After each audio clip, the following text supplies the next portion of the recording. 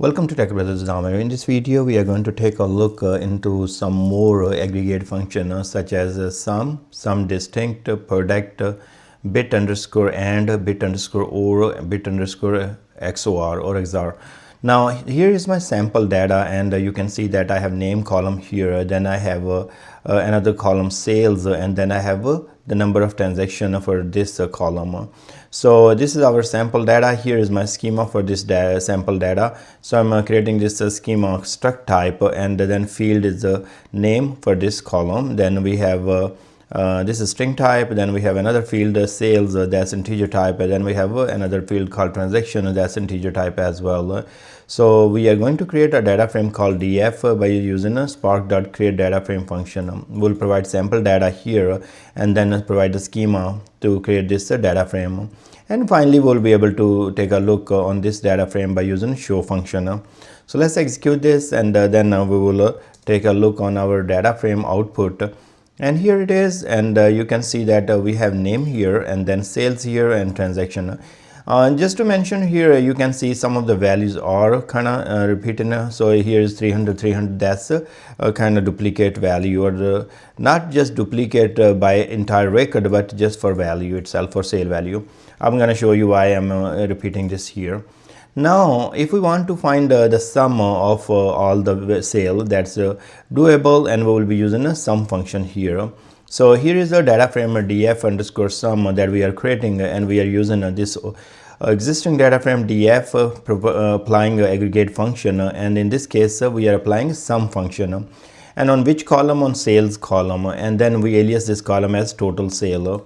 And then finally I'm just printing this contents of df underscore sum data frame by using show function. So what it is going to do, it is going to sum all the values of our sale, and that's 3,550. Now what happened in the next, we have a sum distinct function. So that calculates the sum of distinct values in the sale column. That's why I was repeating here are some duplicate values. So this 300 and 300, this will be considered only one time. Now let's go ahead and execute this method.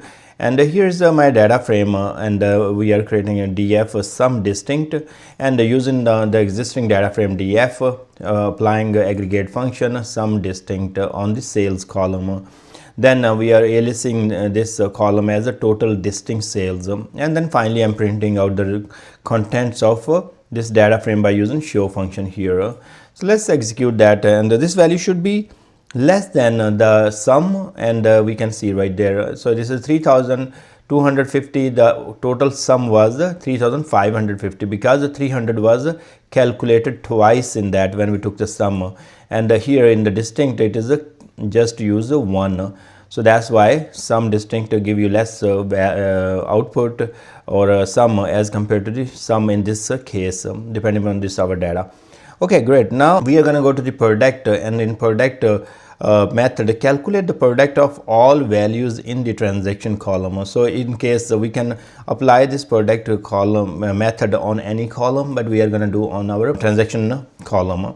So here I'm creating a new data frame df product, and here is our df data frame, and then as an aggregate function, which aggregate function product on which column transactions, and alias this as product of a transaction. So it is going to keep multiplying all those numbers. So here are the number 3, 5, 4, 2, 6, 1, 8, and 7, and this is going to give us the product of all those numbers. And here I'm just printing out the outcome from the df underscore product data frame by using show function. Now let's go ahead and execute this one here, and we are going to see the product of all the transaction, and that comes to 40,320. And now we are going to take a look on the bitwise. Bitwise operators are used for performing operation on the individual bits of binary numbers. Here in this case, we don't have really a scenario that I can put together and give you like, hey, this is the number, and I'm going to apply the bitwise operations on this, and what will be the outcome. but I'm going to show you example anyways, and you can in case you have a scenario where some of the column and you want to apply the bitwise operation, you can do that. So there is a bit and that compute the bit and of all the values in the transaction column in this case.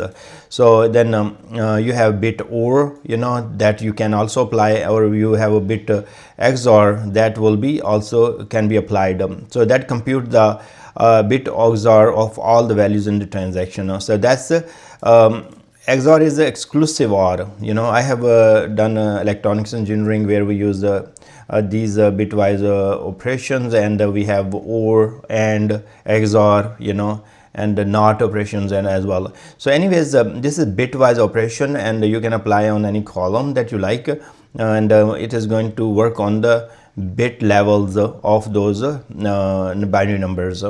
So here anyways, I'm creating a data frame df underscore bit and then here we have df and applying aggregate function bit and here is the column you will be applying on, and then it is, we call this one bitwise and transactions. Okay, so and here we will provide a bit or, and then here I have applied a bit XOR. So that's what I have done. I'm gonna run the whole thing, and you're gonna see some different results. I don't have actually time to go into all these details. Like here it is returning you 0, here it is returning you 15, and here it is returning you the 8. So if you want to learn more about it, I think you will probably read first how to convert this number, let's say 3 number, right? So in this case 3 will be converted to the bitwise. So then you're gonna go from there.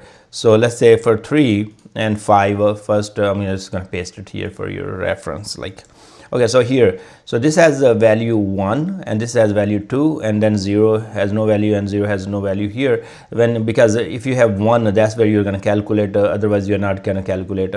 So it's 2 power 0 and that's 1, 2 power 1, 2, so that make it 3, and then you know, you have 2 power 2, 2 power 4, and here is a 2 power 1, that make it 1, 2 power 0 make it sorry, this is not considered, and this is 2 power 2 again, level 4, and this is a 0 again. So this is for bitwise, this is equal to 3, this is equal to 5, and now you're gonna perform the bitwise operation on this.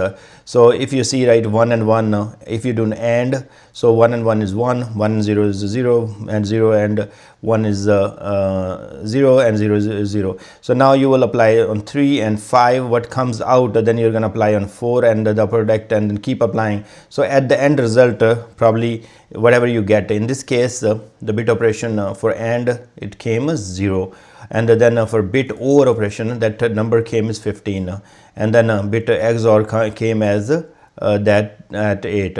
So just in case if you need to perform that, I think you can use it. I don't remember any scenario where I have used this methods, but I'm creating this for the videos, so you can experiment. I thank you very much for watching this video. Please subscribe my channel, and I will see you guys in next video.